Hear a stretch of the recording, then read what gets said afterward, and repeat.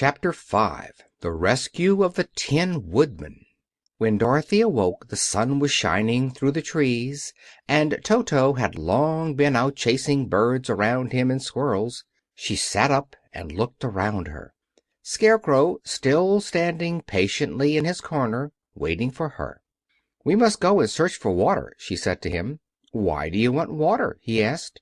"To wash my face clean after the dust of the road, and to drink, so the dry bread will not stick in my throat." "It must be inconvenient to be made of flesh," said the Scarecrow thoughtfully, "for you must sleep and eat and drink.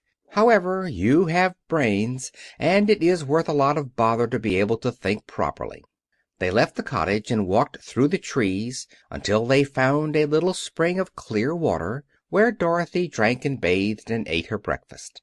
She saw there was not much bread left in the basket, and the girl was thankful the Scarecrow did not have to eat anything, for there was scarcely enough for herself and Toto for the day. When she had finished her meal and was about to go back to the road of yellow brick, she was startled to hear a deep groan near by. "What was that?" she asked timidly. "I cannot imagine," replied the Scarecrow, "but we can go and see." Just then another groan reached their ears, and the sound seemed to come from behind them. They turned and walked through the forest a few steps, when Dorothy discovered something shining in a ray of sunshine that fell between the trees. She ran to the place and then stopped short with a little cry of surprise.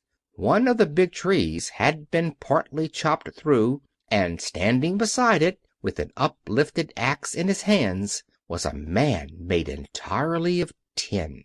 His head and arms and legs were jointed upon his body, but he stood perfectly motionless, as if he could not stir at all.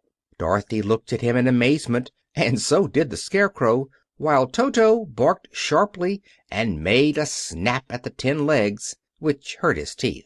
"Did you groan?" asked Dorothy. "Yes," answered the Tin Man, "I did. I've been groaning for more than a year, and no one has ever heard me before or come to help me." "What can I do for you?" she inquired softly, for she was moved by the sad voice in which the man spoke. "Get an oil can and oil my joints," he answered. "They are rusted so badly that I cannot move them at all. If I am well oiled I shall soon be all right again. You will find an oil can on a shelf in my cottage." Dorothy at once ran back to the cottage and found the oil can, and then she returned and asked anxiously, "Where are your joints?" "Oil my neck first," replied the Tin Woodman.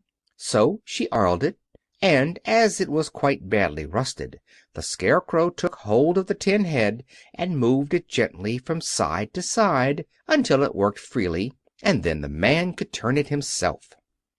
"Now oil the joints in my arms," he said, and Dorothy oiled them, and the Scarecrow bent them carefully until they were quite free from rust and as good as new.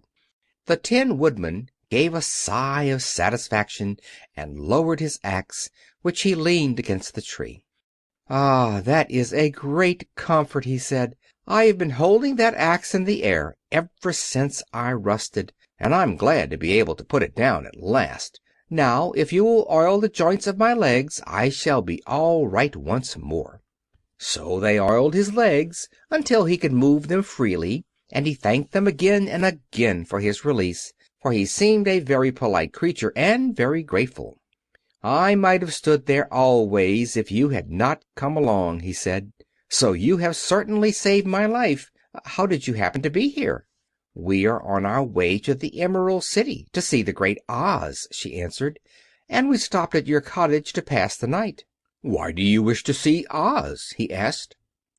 "I want him to send me back to Kansas, and the Scarecrow wants him to put a few brains into his head," she replied. The Tin Woodman appeared to think deeply for a moment. Then he said, "Do you suppose Oz could give me a heart?" "Why, I guess so," Dorothy answered. "It would be as easy as to give the Scarecrow brains." "True," the Tin Woodman returned. "So if you will allow me to join your party, I will also go to the Emerald City and ask Oz to help me." "Come along," said the Scarecrow heartily, and Dorothy added that she would be pleased to have his company. So the Tin Woodman shouldered his axe, and they all passed through the forest until they came to the road that was paved with yellow brick.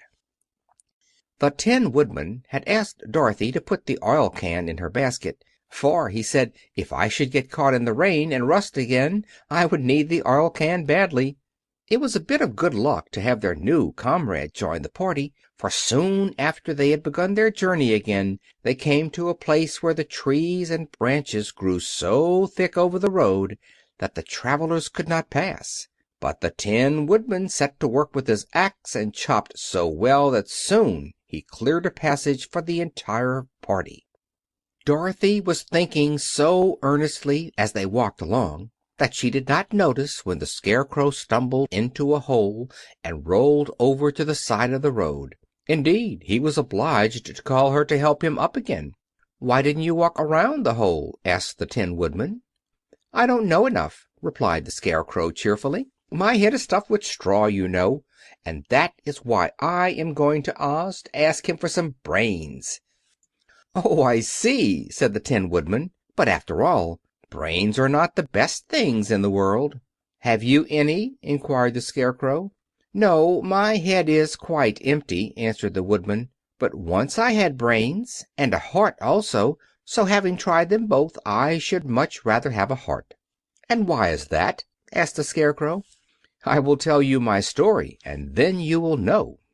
So while they were walking through the forest, the Tin Woodman told the following story. "I was born the son of a woodman who chopped down trees in the forest and sold the wood for a living. When I grew up I too became a wood chopper, and after my father died I took care of my old mother as long as she lived. Then I made up my mind that instead of living alone I would marry, so that I might not become lonely. There was one of the Munchkin girls who was so beautiful that I soon grew to love her with all my heart. She, on her part, promised to marry me as soon as I could earn enough money to build a better house for her. So I set to work harder than ever. But the girl lived with an old woman who did not want her to marry anyone, for she was so lazy she wished the girl to remain with her and do the cooking and the housework. So the old woman went to the Wicked Witch of the East and promised her 2 sheep and a cow if she would prevent the marriage.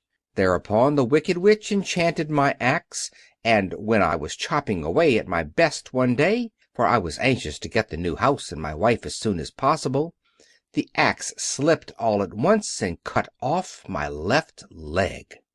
This at first seemed a great misfortune, for I knew a one-legged man could not do very well as a wood chopper. So I went to a tinsmith and had him make me a new leg out of tin. The leg worked very well once I was used to it. But my action angered the Wicked Witch of the East, for she had promised the old woman I should not marry the pretty Munchkin girl. When I began chopping again, my axe slipped and cut off my right leg. Again I went to the tinsmith, and again he made me a leg out of tin. After this the enchanted axe cut off my arms one after the other, but nothing daunted, I had them replaced with tin ones. The Wicked Witch then made the axe slip and cut off my head, and at first I thought that was the end of me, but the tinsmith happened to come along, and he made me a new head out of tin. I thought I had beaten the Wicked Witch then, and I worked harder than ever, but I little knew how cruel my enemy could be. She thought of a new way to kill my love for the beautiful Munchkin maiden, and made my axe slip again, so that it cut right through my body, splitting me into 2 halves. Once more the tinsmith came to my help, and made me a body of tin, fastening my tin arms and legs and head to it by means of joints, so that I could move around as well as ever. But, alas! I had now no heart, so that I lost all my love for the Munchkin girl, and did not care whether I married her or not. I suppose she is still living with the old woman, waiting for me to come after her. My body shone so brightly in the sun that I felt very proud of it, and it did not matter now if my axe slipped, for it could not cut me. There was only one danger, that my joints would rust. But I kept an oil can in my cottage and took care to oil myself whenever I needed it. However, there came a day when I forgot to do this, and being caught in a rainstorm, before I thought of the danger my joints had rusted, and I was left to stand in the woods until you came to help me. It was a terrible thing to undergo, but during the year I stood there I had time to think that the greatest loss I had known was the loss of my heart. While I was in love I was the happiest man on earth, but no one can love who has not a heart, and so I am resolved to ask Oz to give me one. If he does, I will go back to the Munchkin maiden and marry her." Both Dorothy and the Scarecrow had been greatly interested in the story of the Tin Woodman, and now they knew why he was so anxious to get a new heart. "All the same," said the Scarecrow, "I shall ask for brains instead of a heart, for a fool would not know what to do with a heart if he had one." "I shall take the heart," returned the Tin Woodman, "for brains do not make one happy, and happiness is the best thing in the world." Dorothy did not say anything, for she was puzzled to know which of her two friends was right, and she decided if she could only get back to Kansas and Aunt Em, it did not matter so much whether the Woodman had no brains and the Scarecrow no heart, or each got what he wanted. What worried her most was that the bread was nearly gone, and another meal for herself and Toto would empty the basket. To be sure, neither the Woodman nor the Scarecrow ever ate anything, but she was not made of tin or straw, and could not live unless she was fed. End of Chapter 5.